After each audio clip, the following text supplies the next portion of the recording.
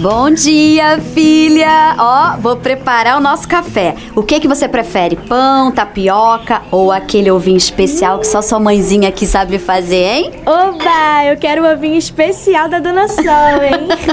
Então deixa eu ligar o meu radinho aqui só pra saber das notícias. Tragédias climáticas pelo mundo. Enchentes causam destruição em países da Europa. Na América Central, furacões devastam vilarejos. E na Amazônia, a seca prejudica os moradores. Nossa, mãe, o que tá acontecendo? É muita tragédia em um monte de lugares diferentes ao mesmo tempo. São as mudanças climáticas, filha. E olha, os cientistas vêm avisando há anos que esse momento chegaria caso não tomássemos medidas drásticas para diminuir a emissão de gás carbônico na atmosfera, que causa o quê, minha filha?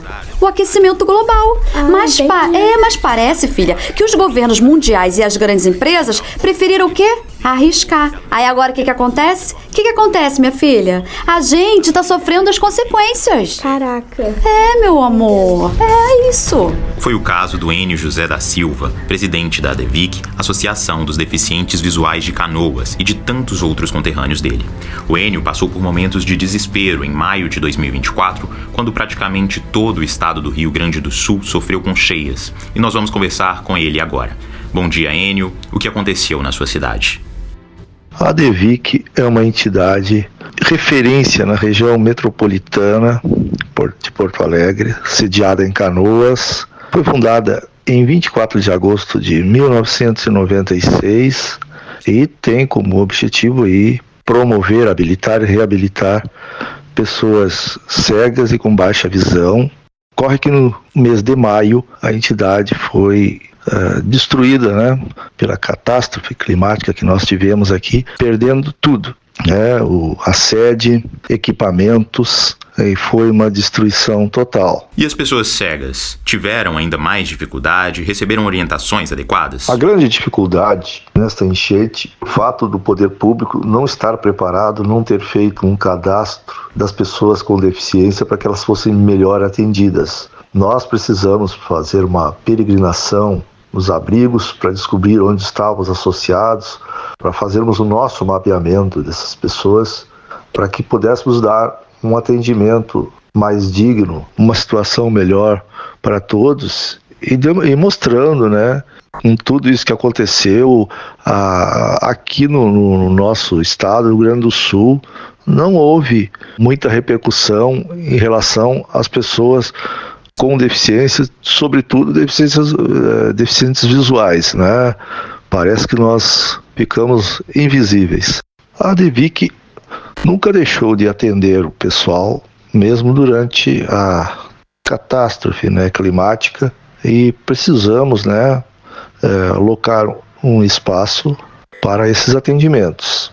Eventos como esse vão acontecer, Aconteceu o século passado e agora vão ser cada vez mais frequentes, mas a gente espera sim ser ouvidos e poder contribuir para que a gente não passe por situações como as que passamos recentemente . Caraca, mãe, imagina todas essas pessoas desabrigadas. Por isso, minha filha, que é tão importante termos uma voz ativa nessas discussões. Você entende, minha filha?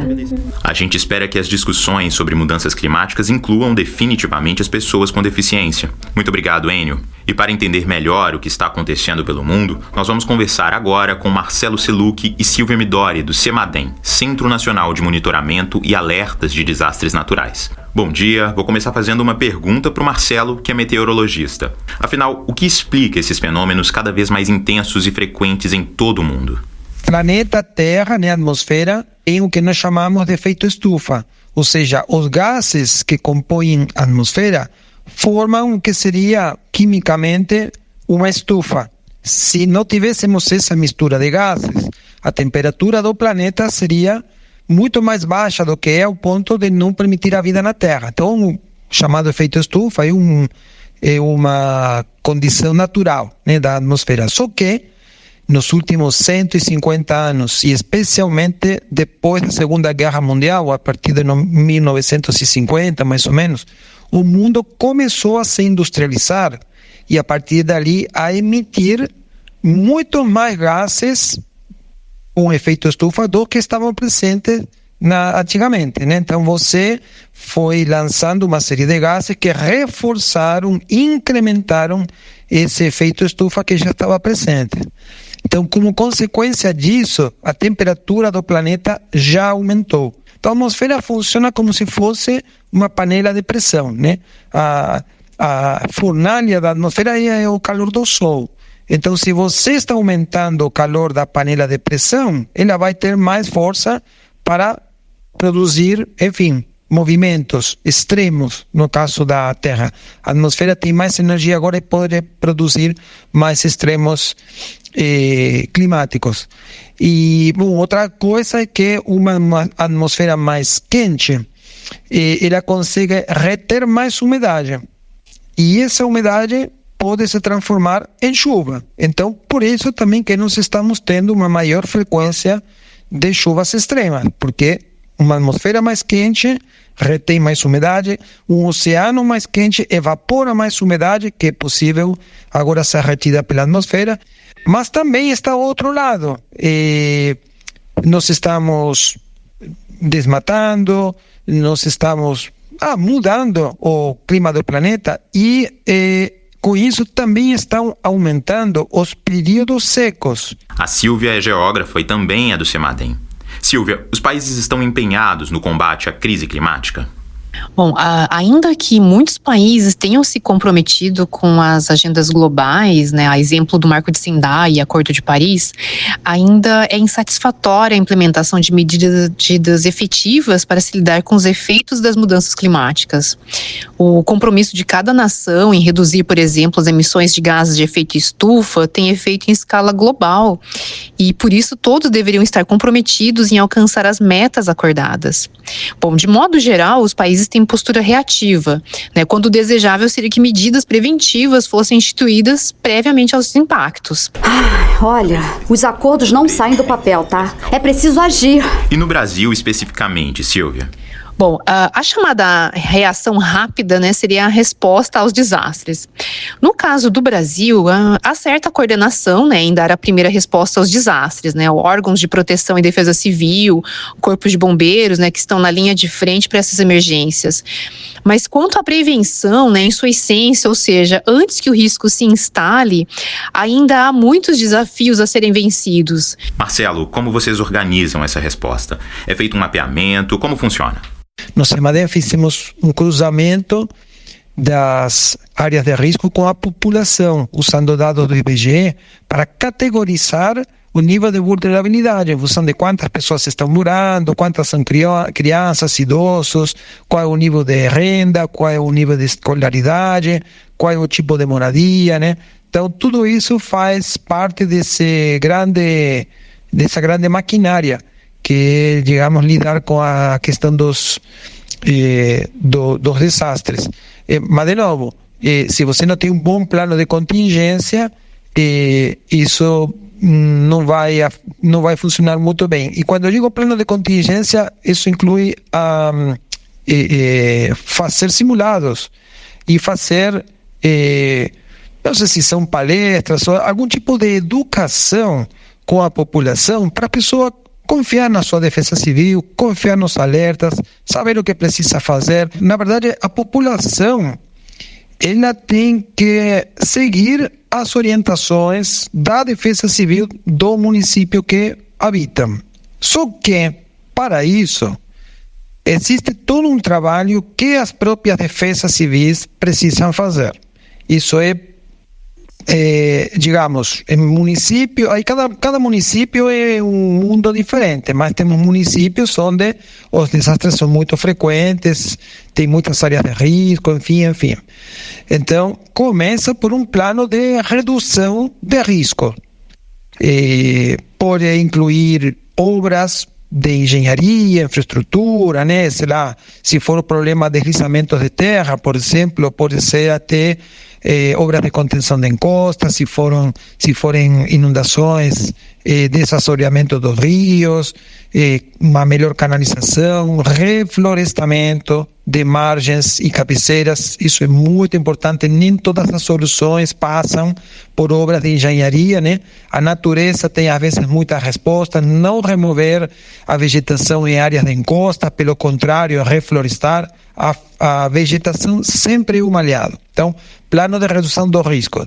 E depois é necessário ter um plano de contingência para o momento que o desastre ocorre. Sobre as pessoas com deficiência, bom, claro, com certeza, né? Esse plano de contingência, ele deve levar em conta esse tipo de coisas. Inclusive, é um dos parâmetros que entram naquela avaliação do nível de vulnerabilidade de uma área de risco, né? Quantos ancianos, quantos idosos, quer dizer, quantos idosos, quantas crianças, quantas pessoas com deficiência, porque aí a dificuldade para você evacuar é muito maior. Então, são áreas que deveriam ter prioridade, por exemplo, por isso é importante mapear. Então, esses planos devem levar em conta isso. Importante isso, hein, mãe? Sim, filha, muito importante. Fazer esse mapeamento de onde estão as pessoas com deficiência é fundamental para que se possa prestar a assistência necessária em momentos de quê? De crise. Muito obrigado, Marcelo. Obrigado, Silvia. E ainda sobre esse assunto tão impactante nas nossas vidas, eu converso agora com Pedro Luiz Cortes, professor da Universidade de São Paulo e do Porto, em Portugal. Bom dia. Tem solução para um problema dessa dimensão? Para que a gente possa reverter essa situação de mudança climática, é de fundamental importância que a gente reduza o consumo de combustíveis fósseis. O Brasil também tem boa parte da geração de energia elétrica a partir de fontes limpas, fontes renováveis. E isso é uma vantagem, por exemplo, para que nas cidades a gente possa adotar os ônibus elétricos em substituição aos ônibus movidos a diesel, porque são ônibus que não vão poluir o ar nas cidades e também são ônibus que vão ser movimentados por energia de origem limpa, né? Então, essa é uma possibilidade. Nós precisamos recuperar áreas degradadas, aumentar o plantio, mata nativa, tal, porque essas árvores, né, elas têm a capacidade de fazer algo que a gente chama sequestrar, retirar o carbono da atmosfera. Não é algo que vai resolver o problema climático da noite para o dia. Uma grande árvore da Amazônia, ela pode demorar 20, 30 anos para atingir a fase adulta. Mas o quanto antes a gente começar, melhor vai ser a perspectiva para o futuro. É um trabalho muito grande que precisa ser feito, não é simples, os resultados não são imediatos, mas em algum momento a gente tem que começar. E como os governos devem atuar na prática? Para que a gente possa lidar melhor com essa situação, a participação dos governos municipais, governos estaduais e do governo federal se traduz de grande importância, essa articulação desses três níveis, porque nós precisamos ter um mapeamento das áreas de risco, por exemplo, áreas que são mais vulneráveis a enchentes, alagamentos, deslizamentos, e também nós precisamos mapear as áreas que são mais suscetíveis a ondas de calor. Então, no caso das áreas suscetíveis a enchentes, alagamentos e deslizamentos, é fundamental que a população ela seja remanejada dessas áreas. E para isso é necessário que se ofereça habitações em locais adequados, habitações com infraestrutura, né, no entorno de transporte, educação, saúde, energia elétrica, água, coleta de esgoto, enfim, que realmente permita que as pessoas mudem e fiquem em segurança. Então precisa de uma política habitacional que muitas vezes não está ao alcance dos municípios, precisa da ajuda dos estados e do governo federal. Nós precisamos mapear as áreas mais suscetíveis a ondas de calor que acabam afetando principalmente as crianças, né, as crianças menores e também os idosos. E é preciso mapear essas zonas de calor, informar adequadamente a população e melhor capacitar o sistema de atendimento né, de saúde para atender esses casos. Mãe, é muita coisa para fazer. É isso, minha filha, muita coisa. E é preciso agir agora, tá? O planeta é nossa casa. Sinta o clima. Um programa da ULAC, União Latino-Americana de Cegos. Realização: Criar Brasil. Apoio: Global Greenlands Fund.